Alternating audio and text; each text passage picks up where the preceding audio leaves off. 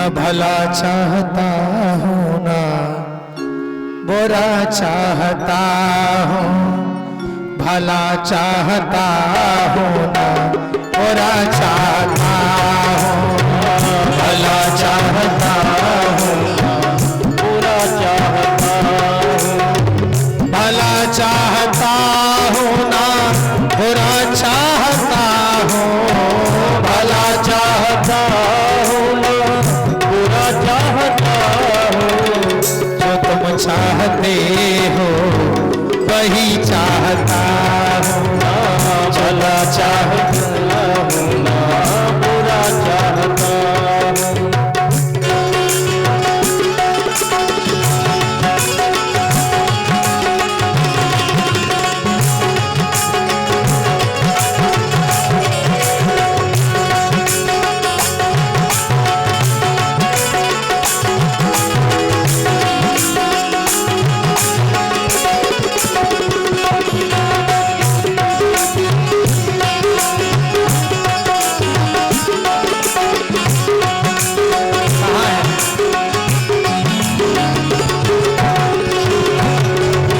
प्रभु तुम्हारी हाँ में हमारी भी हाँ है, तुम्हारी नहीं में नहीं चाहता हूँ। ये दुनिया की दौलत मिले ना मिले गए, ये दुनिया की दौलत मिले ना मिले गए, तुम्हें हम सदा सामने चाहता, भला चाहता हूँ ना बुरा चाहता हूँ, भला चाहता हूँ ना बुरा चाहता हूँ। रथ में बैठ करके चली, गुरु गोरखनाथ जी से प्रार्थना की, गुरुदेव तुम्हारे बिना मेरा कोई सहारा नहीं है। मैया वन में आई, वन बेहड़ में अंधेरा हो गया, रथ ढिलवा दिया बरगद के पेड़ के नीचे, और वात्सल माता के रथ की घोर नागराज वासिक ने सुनी। राजा वासिक ने सोचा इस वन बेहड़ में जो मैया सो रही है, इसके गर्भ से तो ऐसा बालक जन्म लेगा जो नागों को वंश मिटा देगा। नागराज वासिक भयभीत हो गए, सब नागों को बुला करके कह दिया कोई ऐसा नाग हो जो बाछल को डसे।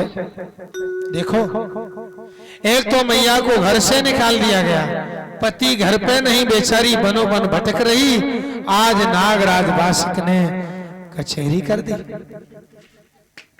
गर्भवती मां है, नागों ने सर झुकाए, कोई डसने को तैयार नहीं। क्यों? गर्भवती स्त्री की दृष्टि पड़ जाए नाग पे तो नाग अंधा हो जाता है? भगवान भोलेनाथ जी का ये श्राप है। ब्रह्म वैवर्त पुराण में ये वर्णन आया है। भोले बाबा ने नारी की झाई पड़ता अंधे होत भुजंग,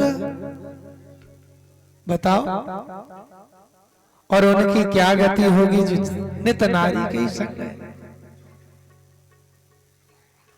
कोई नाग बीड़ा नहीं चबाता है। नागराज वासिक फिर से कहता है तो तक्षक नाग खड़ा हो गया।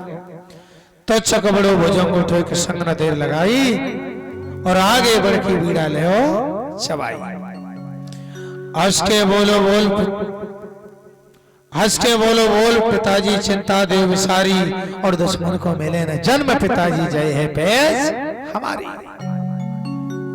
नाग वात्सल माता को डसने आया और वन बेहड़ में जब आया, रथ में ऊपर चढ़ गया, चादर के छोर में लपेटा दे करके जीभ में डसना चाहता है। मैया सो रही है, नाग ने जीभ में डसना चाहा, तब तक गोगा जी जाग गए और देखा ये नाग मेरी माता को डस लेगा, मैं क्या करूंगा, मैं जन्म कैसे लेगा। जो मैया मर जाए